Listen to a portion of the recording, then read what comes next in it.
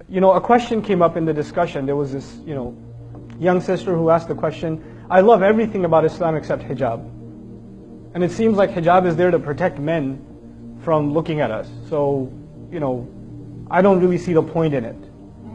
And instead of arguing of the social benefits of hijab or what hijab does to honor women and all of that stuff, that's actually already going in the wrong direction, that conversation. We need to take a step back and ask a more fundamental question. Let's take a step back and let's ask Ibrahim alayhi salam. Ibrahim alayhi salam loves Islam too.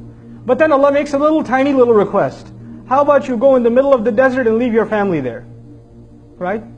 He's not one that's going to say, I love everything about Islam, but this whole leaving my family in the middle to die thing, I don't know. I'm not that comfortable with that. And after he's done with that, you know what? Why don't you jump into a fire? I love everything about Islam, except this whole, burning myself alive. That's asking a little too much. Nope. You don't find that question. Then Allah says, put a knife to your son's throat. Go ahead. And he says, I love Islam, but I also love my son.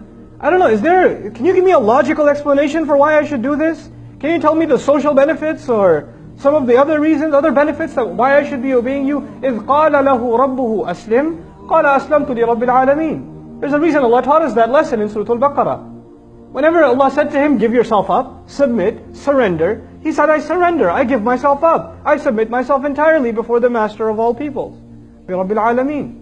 So before we talk about any aspect of deen and try to figure out the logic of it, understand the larger purpose. Allah has made this deen one of submitting to Him. If you're having a hard time submitting to Him, you're having a hard time with Islam itself, the very central idea of deen itself. It's not to say you shouldn't understand the ahkam of Allah, but you and I have to be ones that once we understand them, we have to, whether we get it or not, whether we see the logic of it or not, we have to give it up. We have to just give it up. Allah Azza wa Jalla even acknowledged in Surah Al-Baqarah when it came to riba. He said, ذَلِكَ بِأَنَّهُمْ قَالُوا إِنَّمَا الْبَيْعُ مِثْلُ الرِّبَى. It's a very interesting discussion.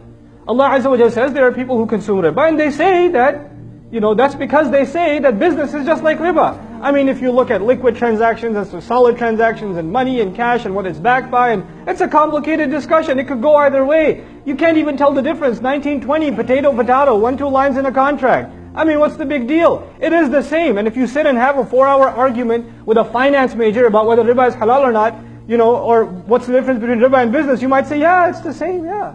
I don't see the practical difference. But Allah then made only one line. Instead of explaining to you the fine line differences between them, He said there's only one more thing you need to know. Now that you understand, to you in your head they're very similar, there's only one more thing. وَأَحَلَّ اللَّهُ الْبَيْعَ وَحَرَّمَ الرِّبَى. End of story. Allah made business halal and He made riba haram. That is it. That's the conclusion.